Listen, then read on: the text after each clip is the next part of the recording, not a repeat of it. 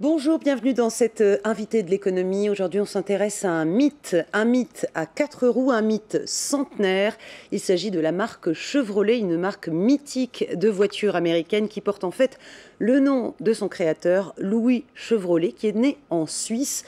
C'était en 1878 et c'est en Suisse que nous retrouvons notre invité, Marc Campe, directeur des relations publiques Chevrolet Europe. Bonjour et merci d'être avec nous. Bonjour, c'est un grand plaisir. Alors, Chevrolet, c'est d'abord une success story à l'américaine.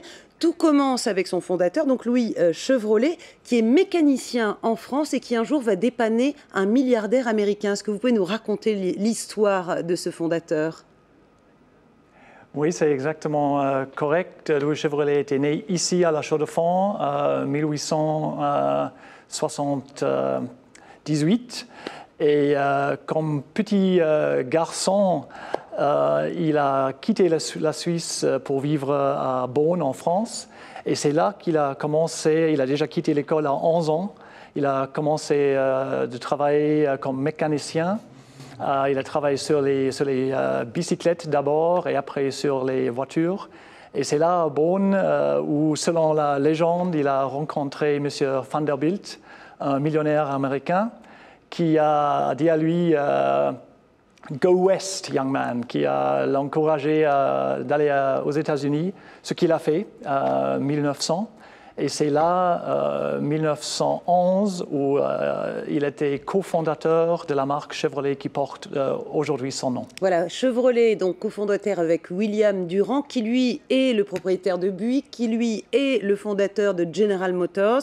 Et Chevrolet reste donc une marque phare aujourd'hui de General Motors.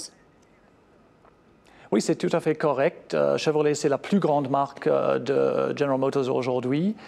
Et c'est une marque qui porte toujours les valeurs de Louis Chevrolet, le fondateur. Louis Chevrolet, c'était un pionnier, un innovateur, un ingénieur, quelqu'un avec beaucoup de courage, avec ce qui disent les Américains, un can-do spirit, qui a gagné beaucoup de courses sur sa bicyclette en France, mais aussi après en voiture de course aux États-Unis. Et oui, c'est ces valeurs qui restent vraiment fondamentales pour la marque Chevrolet aujourd'hui. Alors cet esprit d'aventure, on l'a vu par exemple, alors que Chevrolet et General Motors traversent à un moment très difficile, c'est après la crise de 2008. Le groupe est mis sous la protection de la loi des faillites. Il va faire pourtant un retour en force puisque dès 2010, il est réintroduit en bourse. Est-ce que vous pouvez nous expliquer la recette de ce deuxième miracle économique ? Oui, c'est une recette très claire et très fortement liée au courage, si vous voulez, de Louis Chevrolet tout au début. C'est oser les voitures avec un design fort, prononcé. C'est le courage d'être une marque vraiment unique sur le marché. Ici en Europe, il n'y a pas d'autre marque qui porte cet esprit américain qui nous rendent vraiment uniques sur le marché. Alors Marc Campe, au-delà du mythe, allons voir un petit peu derrière les rideaux, allons voir en coulisses. L'industrie automobile américaine, et évidemment GM et Chevrolet dans le même mouvement, a quand même fait un changement de stratégie, a procédé à un changement de stratégie après cette crise de 2008. On a réduit la voilure en termes de marque, en termes de modèles, moins d'usines, une politique salariale différente, une organisation de la production concernant Chevrolet avec une plateforme sud-coréenne. Est-ce que vous pouvez revenir un petit peu plus techniquement sur cette stratégie de redressement de la marque ?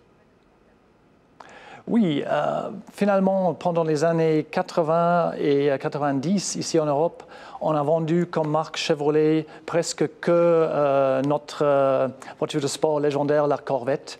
Et pour vraiment avoir une gamme plus large et plus appropriée pour les consommateurs en Europe, il fallait trouver une recette pour avoir des voitures mini, petites, compactes, qui correspondent plutôt au marché européen.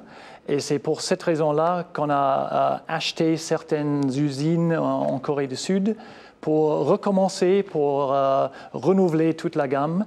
Et oui, 6 ans après, on est vraiment bien sur le marché européen avec toute une nouvelle gamme.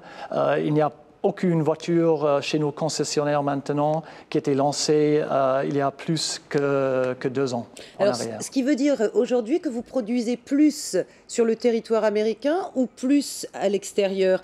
Votre plateforme GM-Daewoo et notamment cette petite Chevrolet qu'on appelle l'Aveo et qui est un succès, est-ce que c'est ça qui porte le groupe désormais ou est-ce que les emplois restent aux États-Unis malgré tout en majorité?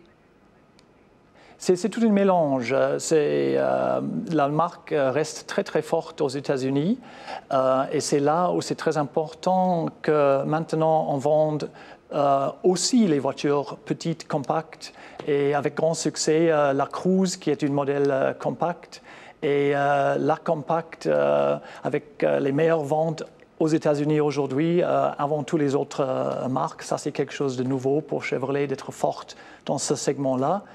Et aussi, en dehors des États-Unis, on est en pleine réussite avec ces voitures plus appropriées pour le marché aujourd'hui. Et on est en train maintenant, 2011, de battre tous nos records aux États-Unis, en Europe, en France par exemple, et dans le monde entier. Alors, pour rester dans la mythologie américaine, il y a une nouvelle frontière à laquelle s'attaquent Chevrolet et General Motors. Cette nouvelle frontière, ce sont bien évidemment les pays émergents, à commencer par la Chine. Alors, un chiffre pour montrer l'ampleur des progrès de Chevrolet sur ce marché. En janvier dernier, les ventes ont augmenté de 22%. Et depuis 2010, vous vendez plus de voitures en Chine que sur votre marché intérieur, si je ne me trompe pas. Les émergents, c'est vraiment une cible prioritaire pour vous? Oui, tout à fait, parce que c'est là où les marchés ont une croissance très forte et notre maison mère General Motors a vendu plus que 2 millions de voitures en Chine 2010 et Chevrolet a joué un très grand rôle dans ce succès-là. Et ce n'est pas que la Chine, aussi en Inde. En Inde, on a vu une croissance de 300% pour Chevrolet l'année passée. Aussi en Brésil, où on est déjà sur le marché depuis longtemps. Et en Russie. La Russie, c'est le marché avec le plus grand succès pour Chevrolet en Europe. Alors là, quels sont les modèles qui marchent à l'exportation et notamment vers les émergents? Est-ce que depuis la Classic 6, le tout premier modèle, on a vu Chevrolet prendre toutes sortes de formes, des grosses cylindrées, des voitures compactes, comme vous le disiez, même des voitures écologiques. Quels sont les modèles qui marchent à l'exportation vers les émergents? C'est pas qu'une question d'exportation parce qu'on a une tradition d'avoir des usines dans les pays où on vend les voitures. Alors la Cruze, par exemple, notre compact, on a un très grand succès avec cette voiture en Chine, en Russie, et on a des usines pour cette voiture dans ces pays-là, aussi aux États-Unis. Et c'est cette voiture-là, la Cruze, avec laquelle aujourd'hui je peux annoncer qu'on vient de dépasser 1 million de ventes de Cruze sur Terre depuis le lancement en 2009. Alors, il y a un autre marché dont nous n'avons pas encore parlé, c'est le marché européen. Est-ce que pour vous, c'est devenu un marché d'arrière-garde ou est-ce qu'au contraire, vous voulez revenir en force sur le marché en zone euro, par exemple? On est en train de revenir. Il faut rester humble. On vient de commencer il y a 6 ans ici. On a un petit part de marché, mais un part qui est en train de grandir année par année. Cette année, on a vendu 380 000 voitures pendant les premiers 9 mois. C'est 10% plus que 2010. Et est-ce que vous pensez que la crise de la dette, dont on parle énormément en ce moment, ça fait évidemment la une de l'actualité économique, est-ce que vous pensez que cette crise peut vous obliger à revoir votre stratégie sur le marché européen? C'est intéressant que vous dites ça parce que bien sûr, il y a beaucoup de pression sur les économies dans certains pays européens. Mais en même temps, on a 11 marchés en Europe cette année, pendant cette crise, où on a vu une augmentation de ventes de plus que de 10%. Et comment vous l'expliquez? C'est le secteur du luxe, par exemple, qui marche ou au contraire les petites voitures? C'est pas du tout le secteur de luxe. Il y a des fois cette perception que Chevrolet, parce que c'est une marque importée, une marque américaine, que c'est lié au luxe, mais c'est pas du tout le cas. C'est plutôt, on dit value for money, ça veut dire une grande valeur pour peu d'argent. Et c'est ça qui est très important maintenant. Et c'est les voitures de toute la gamme, mini, petit, compact, jusqu'à une voiture de sport comme la Corvette, qui correspondent à cette idée de vendre beaucoup de voitures pour peu d'argent. Value for money, bon rapport qualité-prix en français. Merci beaucoup Marc Quimpe. Je rappelle donc que vous êtes le directeur des relations publiques de Chevrolet en Europe. C'est la fin de cette invité. Exactement, merci beaucoup. Merci à vous.